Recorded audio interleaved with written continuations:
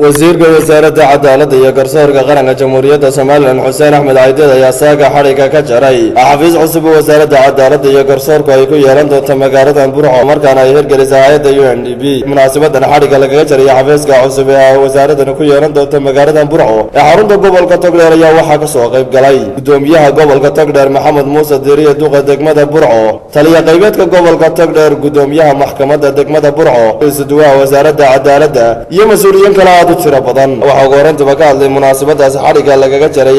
xafiiskan cusub wasaaradda cadaaladda ku yeelan doonto magaalada Burco ee xarunta gobolka Togdheer mas'uul sare oo ka socday hay'adda UNDP ee hirgelisay xafiiskan cusub waxaana ka mid ah hadaladiisii. On behalf of UNDP, I would also like to thank the governor and the mayor and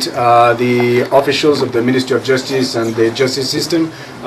for their support as well to that struggle. dhanka kale waxa iyaguna halkaasi ka hadlay maayirka golaha deegaanka degmada Burco Maxamed Yuusuf Cabdiraxmaan gudoomiyaha maxkamadda degmada Burco badhasaabka gobolka Togdheer Maxamed Muuse Diiriye oo dhammaantoodba ku dheeraday faa'iidada ay xafiiskan u yeelan doono degmada Burco waxaana ka mid ah hadaladoodii sida tan waxaan la qabaa dadkii hore mahadnaqa iyo bogaadinta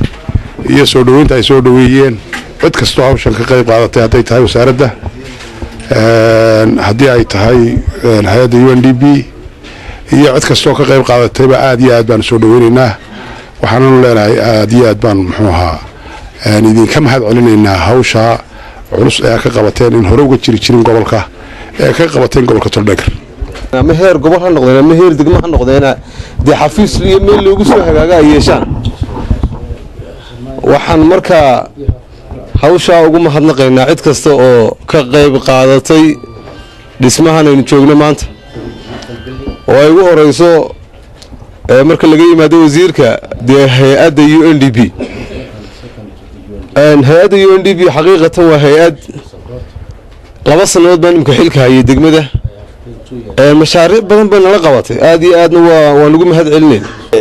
gabagabadii waxaa munaasabadan soo afmeeray wasiirka wasaaradda cadaaladda jamhuuriyadda Soomaaliland Xuseen Axmed Caydiid oo ku dheeraaday cadaaladda iyo sida ay uga shaqayn doonto magaalada Burco isla mar ahaantaana sheegay in xafiiskan noqon doono mid wax weyn ka tari doona baahida isu socodka degmada Burco